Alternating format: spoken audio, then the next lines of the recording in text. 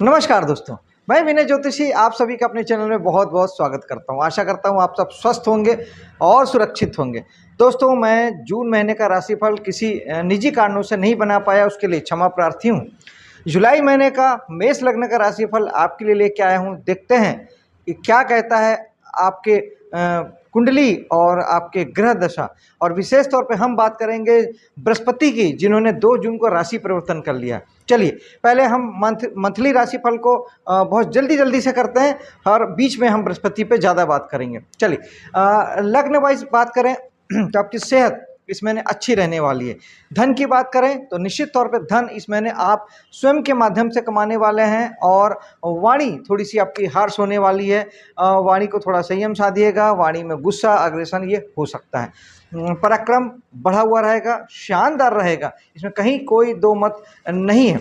और इस समय में कहीं ना कहीं संतान से प्रभावित होकर आप कुछ काम करना चाहेंगे और कुछ काम आप ऐसे भी करना चाहेंगे जिसके लिए आपको आप मतलब सेवा कार्यों से जुड़ के, जिसे कहते हैं कि उससे भी आप बड़ा प्रभावित होंगे और कुछ काम ऐसे ज़रूर करेंगे, सामाजिक रूप से जुड़ेंगे कि जिससे आप कुछ सेवा कार्यों से जुड़ सकें। और विशेष तौर पे आपका पराक्रम इस महीने में कुछ लड़ने झगड़ने में भी लग सकता है और कुछ कोर्ट कचहरी थाना में भी लग सकता है। इस बात को थोड़ा सा कंट्रोल करना बेहतर होता है। चलिए, बात करते हैं चौथे भाव की। चौथे भाव में बृहस्पति इस समय में है अपने उच्च राशि में, जो कि 2 जून को राशि परिवर्तन करके आपके चौथे भाव में पहुंच चुके हैं। निश्चित तौर पर बृहस्पति उच्च के बहुत बेहतर परफॉर्मेंस करेंगे, शानदार होंगे, अपने शक्तिशाली राशि में है। और आपका जो घर है, गाड़ी है, वाहन है, सुख है, शांति है, मन की शांति है, माँ है, निजी परिवार है, ये सब के लिए आपके लिए बहुत शानदार साबित होंगे और बहुत बेहतर आप परफॉर्म कर पाएंगे। बहुत अच्छे रिजल्ट आएंगे। इस समय में आपको मकान बनाने की सोचना चाहिए, गाड़ी लेने की सोचना चाहिए, घर में सुख साधन बढ़ोतरी के बारे में सोचना चाहिए। बृहस्पति उसमें ज़रूर आपको साथ देंगे। दोस्तों, यहाँ बृहस्पति की मैं कंप्लीट बात कर लेता हूँ, फिर हम पंचम भाव में आगे बात करते हैं। बृहस्पति की 3 दृष्टियाँ होती है। बृहस्पति जहाँ बैठते हैं उससे कहीं ज़्यादा ताकतवर उनकी दृष्टियाँ होती है जहाँ वो देखते हैं। पंचम दृष्टि उनकी पड़ेगी अष्टम भाव में। तो निश्चित तौर पे बृहस्पति अच्छा या बुरा नहीं देखते, वो केवल फल को बढ़ा देते हैं। अष्टम भाव में ये आपकी चिंता, परेशानी, तनाव, रुकावट, बाधा को बढ़ाएंगे। कितनी शुभ ग्रह क्यों ना हो, बृहस्पति केवल बढ़ाते हैं। तो इस समय में थोड़ा आपको ध्यान रखने की आवश्यकता है। और निश्चित तौर पे ज़्यादा से ज़्यादा धार्मिक होना, मंत्र जाप करना, ये आपको कहीं ना कहीं राहत दे सकता है। दसम भाव पे दृष्टि बहुत शानदार होगी। ये आपके काम को बहुत बढ़ाने वाली है। इस समय मेष लग्न वालों के लिए ये जीवन का सर्वोत्तम समय हो सकता है, जब अपनी उच्च राशि से बृहस्पति अपनी नीच राशि को दृष्टि डालेंगे। लेकिन बृहस्पति बढ़ाने का काम करते हैं। इस समय में आप अपने व्यापार को बढ़ा सकते हैं, नया व्यापार चालू कर सकते हैं, नया काम शुरू कर सकते हैं। मान सम्मान, प्रसिद्धि के लिए ये बहुत ही उत्तम समय है। और बृहस्पति की जो अंतिम दृष्टि पड़ती है वो पड़ेगी, नवम दृष्टि वो पड़ेगी 12वें भाव पे।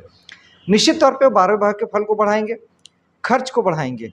लेकिन अगर आप 12वें भाव के काम करते हैं तो फिर खर्च नहीं बढ़ेगा, आपके काम बढ़ेंगे। जैसे उदाहरण के लिए, अगर आप विदेशों से जुड़ के काम कर रहे हैं, योगा टीचर हैं, हॉस्पिटल उद्योग से जुड़े हैं और जेल वगैरह में आप नौकरी करते हैं या किसी तरह से जुड़ के काम करते हैं, तब फिर ये, और अगर विदेशों से किसी प्रकार से भी, विदेशी कंपनी से भी जुड़ के काम कर रहे हैं, आयात निर्यात का बिजनेस करते हैं, किसी प्रकार से आपकी सैलरी विदेश से आती है, तो निश्चित तौर पे ये आपके लिए बहुत बेहतर समय हो सकता है।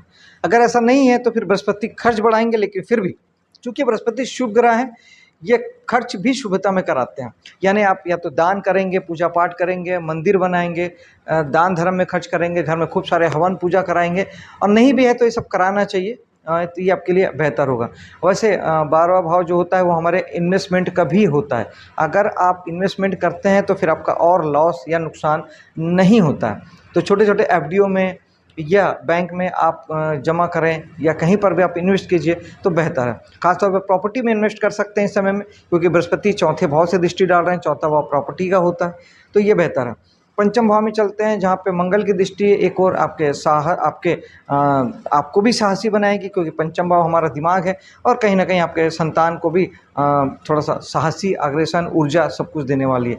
शुक्र यहाँ पे 4 तारीख से आ जाएंगे। पूरे महीने शुक्र पंचम भाव में रहेंगे। निश्चित तौर पे आप कला जगत से जुड़ सकते हैं, जुड़े होंगे, या अगर जुड़े हैं तो आप बेहतर परफॉर्मेंस कर पाएंगे। नृत्य, गीत, संगीत, चित्रकारी, पेंटिंग से जुड़े हैं तो बेहतर आपकी पहचान भी बनेगी, बेहतर काम होगा। पंचम भाव में केतु भी है, इसमें इस समय में आपके प्रेम प्रसंग के मामले में या संतान के मामले में या एजुकेशन के मामले में आपके मन में थोड़ी विरक्ति सी आ सकती है, डिटैचमेंट हो सकता है। इसके लिए बेहतर है कि आप गणेश जी की साधना करें और केतु के लिए खट्टे मीठे फल, केला, नींबू ये सब आप दान करें और ध्यान करें, तो फिर आप इन चीज़ों से बच सकते हैं। छठा भाव बेहतर है, शनि की दृष्टि है, कहीं ना कहीं आपको ये चाहती है कि आप अपने कर्म क्षेत्र में आप ज़्यादा कर्मठ बने, ज़्यादा पराक्रमी बने, बेहतर ढंग से काम करें। सप्तम भाव एज यूजुअल नॉर्मल पोजीशन में है। यहाँ के स्वामी का पंचम भाव में बैठने करती है कि इस समय जीवन साथी के मामले में आपको थोड़ा जीवन साथी पे इस समय में प्रेम ज़्यादा आएगा, इस समय में ज़्यादा प्रेम पूर्वक ढंग से आप रह पाएंगे। अष्टम भाव में मंगल की भी दृष्टि है, बृहस्पति की दृष्टि की हम बात कर चुके हैं। मंगल की दृष्टि भी कहीं ना कहीं आपको लड़ाई झगड़े से जोड़ के आपको तकलीफ दे सकती है या एक्सीडेंट वगैरह भी मंगल करा सकते हैं, इसलिए इन चीज़ों से बचें, गाड़ी सावधानी से चलाएं। मंगल के लिए सुंदरकांड, हनुमान चालीसा, बजरंग बाण का पाठ करके घर से निकलें तो बचत हो सकती है। भाग्य भाव समय में बहुत अच्छा बना है, यहाँ पर 4 ग्रहों की दृष्टियाँ अलग अलग ढंग से आपको जीवन में बहुत सारी उन्नति और सफलता देती है। 4 ग्रह यानी सूर्य, मंगल, सूर्य बुध की दृष्टि आपके तीसरे भाव से पड़ेगी, मंगल की 8वीं दृष्टि धन भाव से पड़ेगी और शनि की दृष्टि पड़ेगी 12वें भाव से दशम दृष्टि। तो 4 ग्रहों की दृष्टि यही बताती है कि धर्म के क्षेत्र में आप कुछ बड़ा करने वाले हैं, लंबी यात्राएं कर सकते हैं, धार्मिक यात्राएं कर सकते हैं, हायर एजुकेशन के लिए बहुत कुछ कर सकते हैं, पिता के लिए बेहतर समय है, आप पिता के लिए कुछ बड़ा करना चाहेंगे। भाग्य जबरदस्त साथ देने वाला है, भाग्य से मान सम्मान, शोहरत, प्रसिद्धि, पराक्रम, साहस, ज्ञान, पराक्रम सब कुछ मिलने वाला है। 4 ग्रहों की दृष्टि भाग्य जबरदस्त साथ देने वाला है। ये समय में आपको बड़े से बड़े काम कर जाना चाहिए, कर लेना चाहिए, भाग्य आपके साथ में है। ये अवसर है कि आप इस अवसर को यूज़ करें, भुनाएं। दशम की बात हम कर चुके हैं, 11वें भाव में चलते हैं। 11वें भाव में राहु विराजमान है, जो कि कहीं ना कहीं आपको विदेशी दोस्तों यारों से जोड़ सकते हैं या दूसरे स्टेट से आपको रिलेशनशिप बना सकते हैं। इनकम के मामले में भी आप हायर टेक्नोलॉजी से जुड़ सकते हैं या विदेशों से जुड़ के भी आप इनकम प्राप्त कर सकते हैं। और साथ ही राहु आपको बहुत भटकाने का काम भी कर सकते हैं। आप बहुत ज़्यादा दोस्ती यारी में, सामाजिक कामों में बहुत ज़्यादा इन्वॉल्व हो सकते हैं। दोस्ती यारी में बहुत सारा वक्त आप ज़ाया कर सकते हैं, इस बात का ध्यान रखिएगा, मेंटेन करिएगा, मैनेज करिएगा। अनावश्यक दोस्ती यारी या समय का लॉस ठीक नहीं है। शुक्र की दृष्टि निश्चित तौर पे एकादश भाव में ये आपको एक अच्छा इनकम भी प्रोवाइड करती है और शुक्र कहीं ना कहीं दोस्तों यारों से, समाज सोसाइटी से, बड़े भाई बहनों से आपको सुख और शांति और खुशी और लग्जरी का भी सुविधा प्रदान करती है। 12वें भाव में चलते हैं, जहाँ बृहस्पति की दृष्टि की हम बात कर चुके हैं। शनि यहाँ विराजमान है। शनि चाहते हैं कि आप हार्ड वर्किंग हों और अपने लिए ज़्यादा से ज़्यादा आप मेहनत करें और आइसोलेशन पे काम करें, यानी मेडिटेशन करें, बहुत सारा ध्यान करें, प्राणायाम करें, ये शनि चाहते हैं।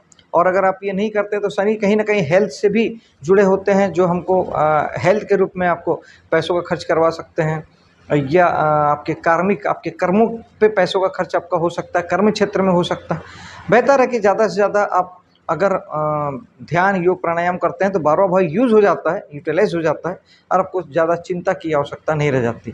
फिर भी अगर ऐसा लगता है कि खर्च वगैरह ज़्यादा बढ़ रहे हैं तो शनि के लिए ओम शनिश्चराय नमः 1 माला जाप कीजिए, शनि मंदिर जाइए, शनिवार को शनि भगवान का तेल चढ़ाइए, गरीब लेबर क्लास लोगों को हैप्पीनेस दीजिए, खुशी दीजिए, उनके साथ अच्छे संबंध बनाइए, तो ये शनि को काफ़ी हद तक ठीक करता है। और हार्ड वर्कर होना, कड़ी मेहनत करना, ये तो हमेशा ही ठीक करता है। दोस्तों, ये था मेष लग्न का राशिफल जुलाई माह के लिए। मिलता हूँ आपसे अगले वीडियो में, तब तक के लिए जय हिंद, जय माता दी।